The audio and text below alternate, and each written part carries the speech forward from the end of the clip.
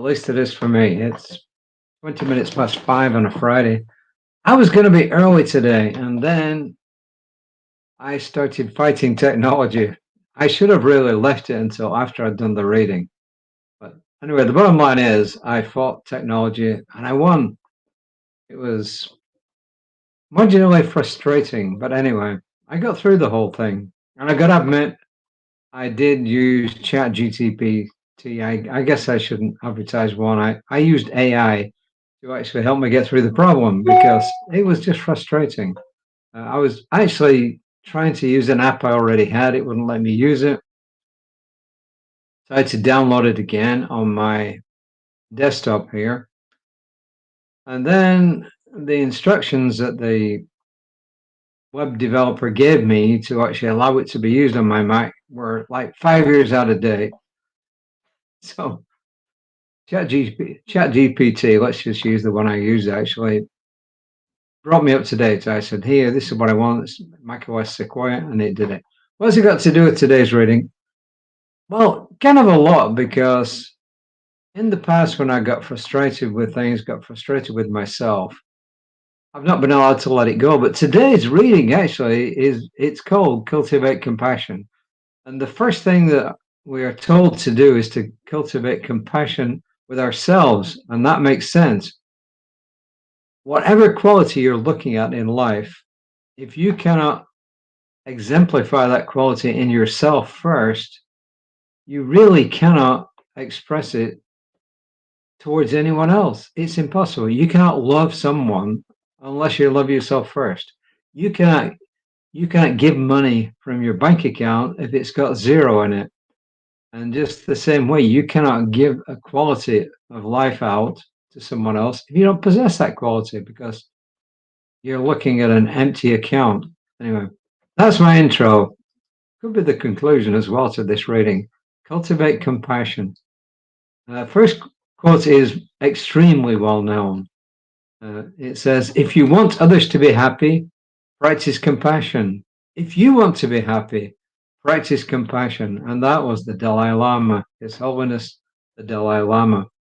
Speaking of His Holiness, I completely forgot to mention yesterday to all of our friends out there who are either Catholics or former Catholics or kind of partial Catholics, I forgot to congratulate everybody on the election of a new Pope. And not only that, an American Pope, well, a kind of American Pope. He is technically American, but I guess his outlook has changed so much over his lifetime that he's really more of a world person now than just an American. So, which is good, right? Which is always good. So, I wish to congratulate our cardinal from Chicago for now being His Holiness Pope Leo XIV, which is pretty good. I like it because the name itself, as I've been hearing, implies that he is really concerned with the poor people of the world, which is always good. You know? I've experienced some of that. I started off pretty good. My father and grandfather had a business, and then my father died. The business got sold. We got turfed out, and we ended up living towards downtown, and things changed. But then things changed back again, which was kind of cool. All right. So how about this? Ernest Holmes, and this shows you the connection here. Love is the highest vibration. Choose love in every situation. My colleague, Reverend Lisa, is always saying about when you are grateful, it's love. Well, when you're compassionate, it's love. You know, love is the best energy for everything in this world, compassion included.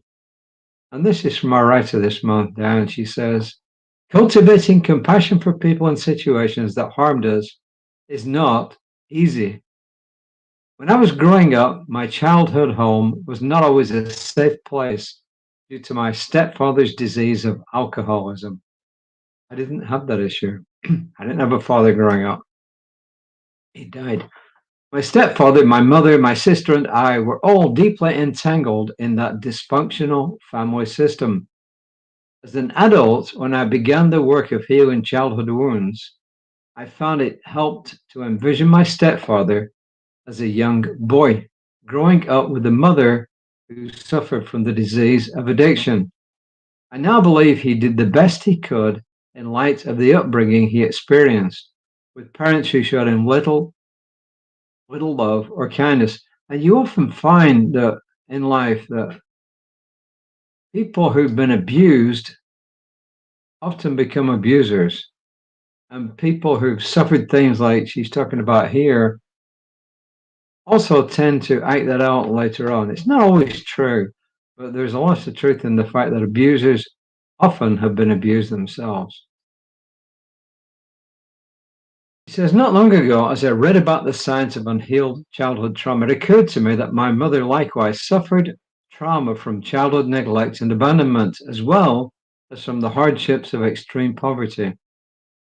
Seeing people as children may open our hearts so we can cultivate greater compassion for them. So, in other words, looking back at their history and realizing that they themselves were children once and looking back into their history and how that affects us mentally and emotionally. And society as a whole just tends to look at the person now and know what's happened and what's contributed to it.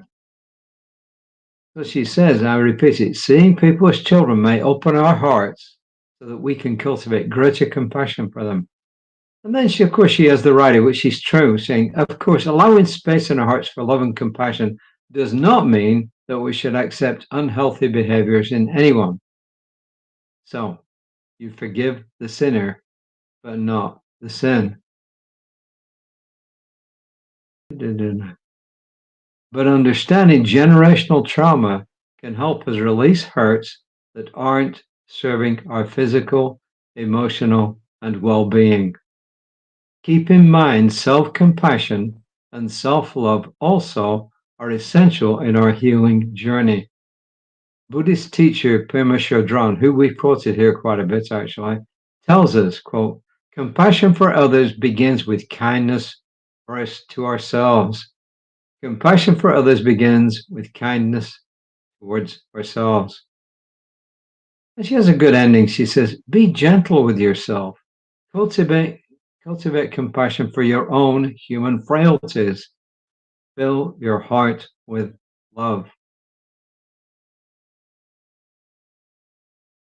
And I don't really think I need to say a lot more about that. You know, compassion, we don't, we often, I think the people with whom we are least compassionate in the first place is ourselves. And then we act it out with other people. So when we start at the beginning being compassionate, being kind, being loving towards ourselves, then once we do that, it's much easier to treat others the same way. It just is, you know. She gave us some affirmations. I don't like them, you know, because they're negative. So I'm just saying, I practice compassion towards myself and others. I practice compassion towards myself and others. I think that's enough, you know. Let me see. Tomorrow, Reverend Liz will be online at 9:15 in the morning, 9:15-ish. I'll be back tomorrow, hopefully about 5 o'clock. And I hope you like these readings. When I come across reading, as you know, last month, most of you, when I come across readings I don't like, or I think we're getting too much of something, I am going to go out and look for other stuff and change it up, and I'll do something that I think is more suitable. But at the end of the day, remember this, we're all human. We all have our failings, but we really do have to build that really, really strong base of ourselves. And it's far from selfish to look at ourselves first. And then from that base, we can go out and help others. Mother Teresa and others like her could not have helped other people had they not been at home in their own selves.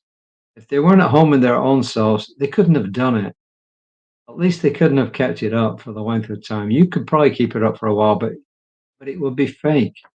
It's got to come from deep within. Otherwise, it doesn't last. But when it does come from deep within, it truly lasts. So until next time, thank you for watching. Thank you for listening. Namaste.